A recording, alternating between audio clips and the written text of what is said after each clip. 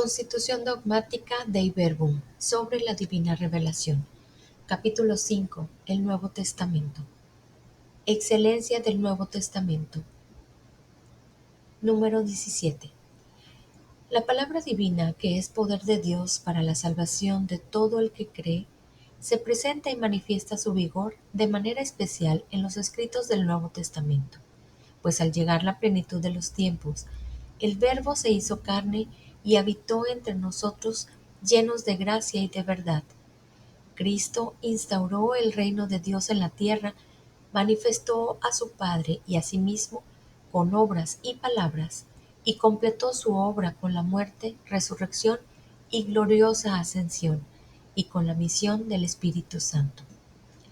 Levantado de la tierra, atrae a todos a sí mismo, Él, el único que tiene palabras de vida eterna.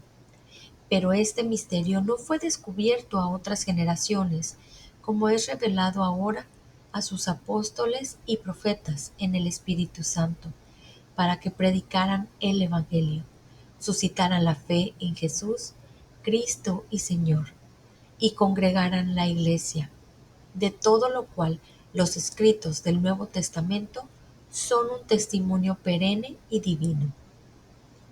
Origen apostólico de los Evangelios.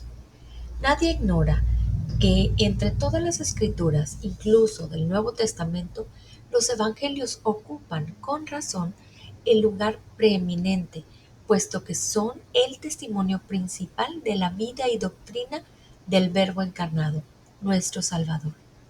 La Iglesia siempre ha defendido y defiende que los 4 Evangelios tienen origen apostólico, pues lo que los apóstoles predicaron por mandato de Cristo, luego, bajo la inspiración del Espíritu Santo, ellos y los varones apostólicos nos lo transmitieron por escrito, fundamento de la fe, es decir, el Evangelio en 4 redacciones, según Mateo, Marcos, Lucas y Juan. Carácter histórico de los Evangelios. La Santa Madre Iglesia firme y constantemente ha creído y cree que los 4 referidos evangelios, cuya historicidad afirma sin vacilar, comunican fielmente lo que Jesús, Hijo de Dios, viviendo entre los hombres, hizo y enseñó realmente para la salvación de ellos, hasta el día que fue levantado al cielo. Los apóstoles ciertamente, después de la ascensión del Señor, predicaron a sus oyentes lo que Él había dicho y obrado, con aquella crecida inteligencia de que ellos gozaban, amestrados por los acontecimientos gloriosos de Cristo y por la luz del Espíritu de verdad. Los autores sagrados escribieron los 4 evangelios, escogiendo algunas cosas de las muchas que ya se transmitían de palabra o por escrito, sintetizando otras o explicándolas atendiendo a la condición de las iglesias, reteniendo por fin la forma de proclamación de manera que siempre nos comunicaban la verdad sincera acerca de Jesús. Escribieron, pues, sacándolo ya de su memoria o recuerdos, ya del testimonio de quienes desde el principio fueron testigos oculares y ministros de la palabra, para que conozcamos la verdad de las palabras que nos enseñan. Los restantes escritos del Nuevo Testamento.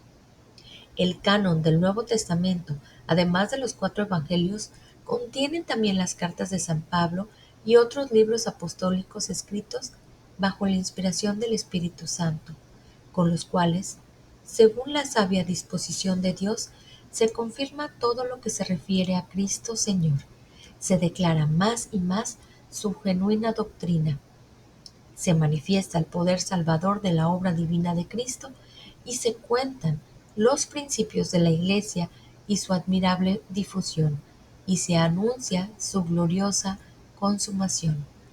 El Señor Jesús, pues, estuvo con los apóstoles como había prometido, y les envió el Espíritu Consolador, para que los introdujera en la verdad completa. Capítulo 6. La Sagrada Escritura en la vida de la Iglesia. La Iglesia venera las Sagradas Escrituras. La Iglesia ha venerado siempre las Sagradas Escrituras, al igual que el mismo cuerpo del Señor, no dejando de tomar de la mesa y de distribuir a los fieles el pan de vida, tanto de la palabra de Dios como del cuerpo de Cristo, sobre todo en la Sagrada Liturgia.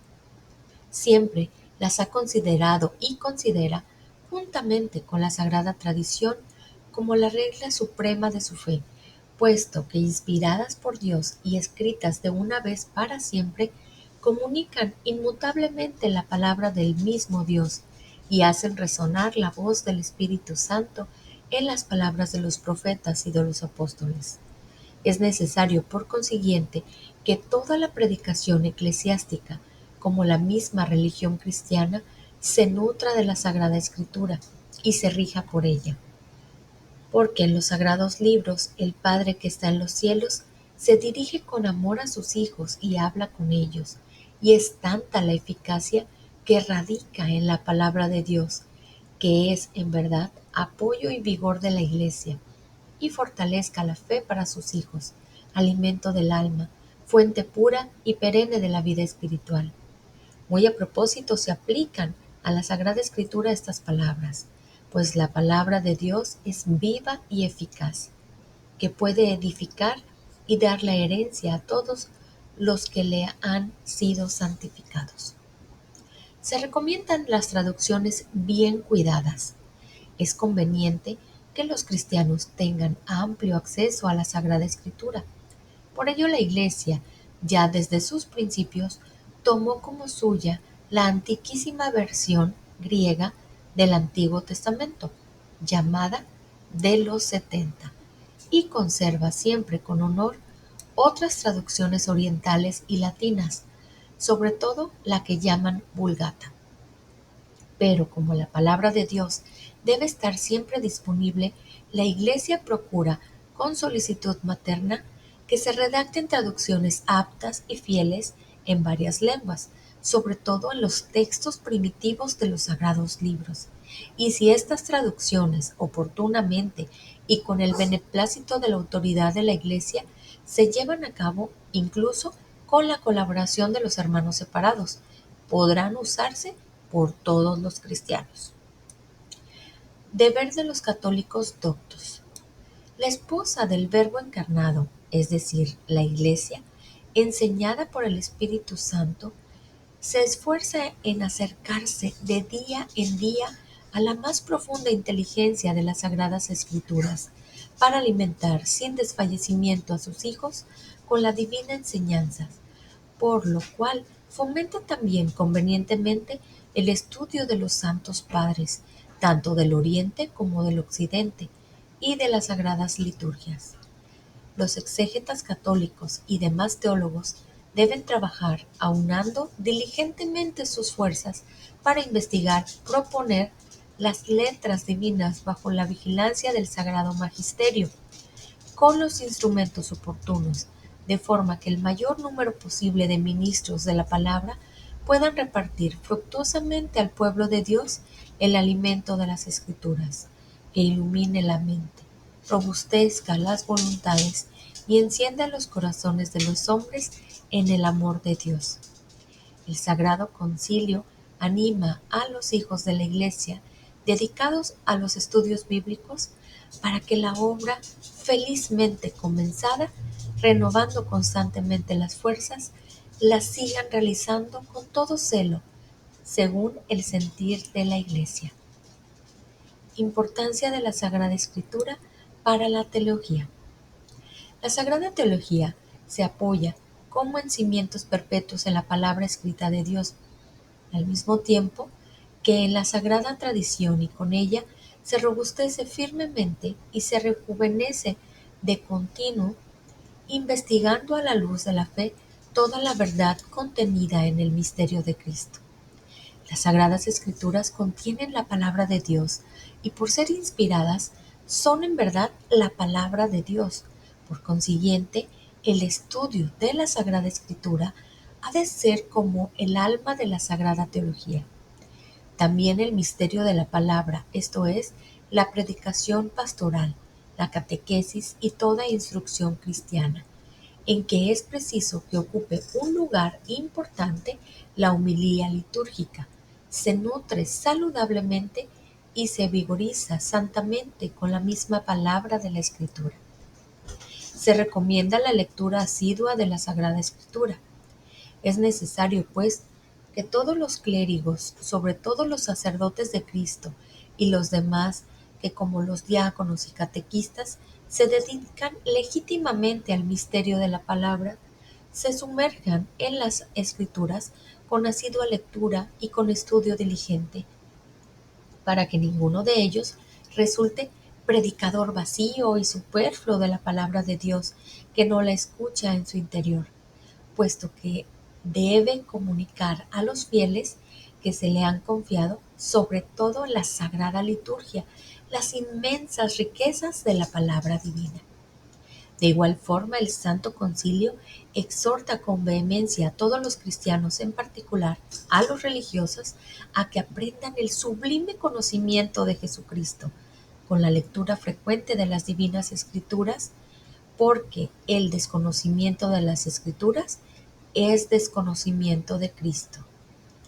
Lléguese, pues, gustosamente al mismo sagrado texto, ya por la sagrada liturgia, llena del lenguaje de Dios, ya por la lectura espiritual, ya por las instituciones aptas para ello y por los otros medios que con la aprobación o el cuidado de los pastores de la Iglesia se difunden ahora laudablemente por todas partes. Pero no olviden que debe acompañar la oración a la lectura de la Sagrada Escritura, para que se entable diálogo entre Dios y el hombre, porque a Él hablamos cuando oramos y a Él oímos cuando leemos las palabras divinas. Incumbe a los prelados, en quienes está la doctrina apostólica, instruir oportunamente a los fieles, a ellos confiados, para que usen rectamente los libros sagrados, sobre todo el Nuevo Testamento, y especialmente los Evangelios, por medio de traducciones de los sagrados textos, que estén provistas de las explicaciones necesarias y suficientes para que los hijos de la Iglesia se familiaricen sin peligro y provechosamente con las Sagradas Escrituras, y se penetren de su espíritu. Hágase además ediciones de la Sagrada Escritura, provistas de notas convenientes, para su uso también de los no cristianos y acomodadas a sus condiciones, y procuren los pastores de las almas y los cristianos de cualquier estado divulgarlas como puedan con toda habilidad. Epílogo.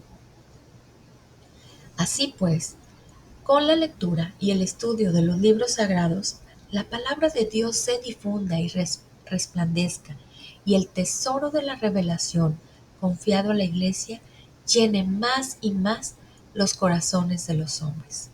Como la vida de la Iglesia recibe su incremento de la renovación constante del misterio eucarístico, así es de esperar un nuevo impulso de la vida espiritual, de la acrecida veneración de la palabra de Dios, que permanece para siempre.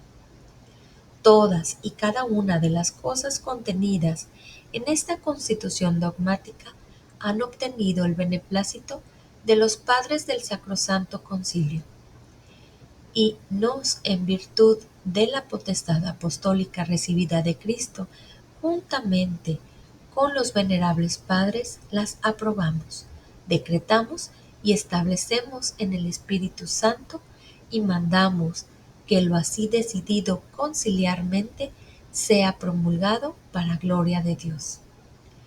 Roma, en San Pedro, 18 de noviembre de 1965. Yo, Pablo, obispo de la Iglesia Católica. De la mano de María, al encuentro con Jesús.